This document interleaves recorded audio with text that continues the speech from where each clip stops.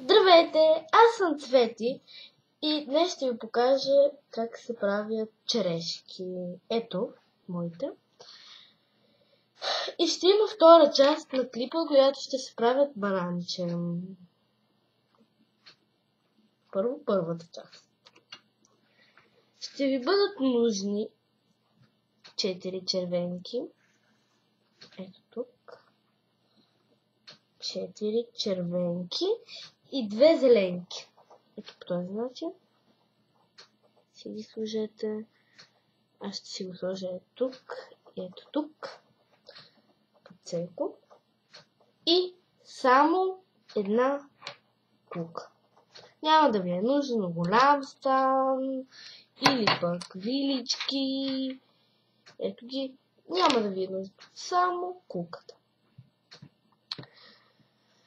Навийте 4 пъти или 3 пъти, ако ластичето ви не е разтегливо толкова. Ето отново да навием. Аз ще направя 3 пъти. Ето по този начин да ви се е получило. И ето така го припъзнете надолу. Вземете второто, което сте го приготвили. Ето по този начин плъзнете самото първо. Вземете зеленичкото, ето го. Малко е по-неутрално. И направете по този начин. Ето по този начин. Така. И така. Пъснете го и почваме второто. Ами ако искате, добавете само едно. Ето така. Първо ще ви покажа за тези, които ще правят само едно. Приплъзнете долното, ето така. Ето по този начин. И дръпнете. Така да виждате.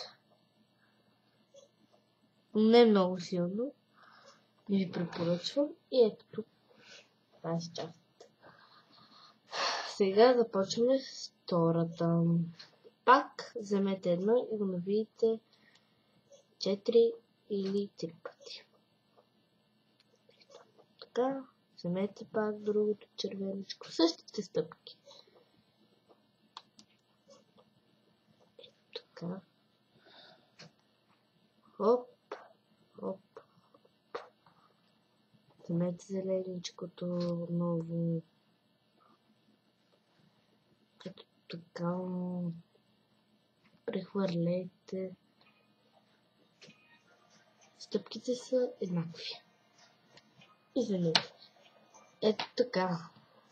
Вземете другата черешка. Ето така трябва да се получат много сладки.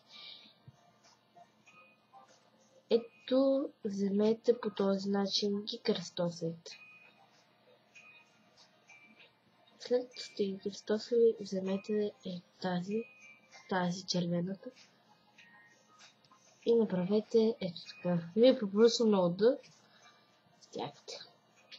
И вашите черешки се получиха. Сега към втората част.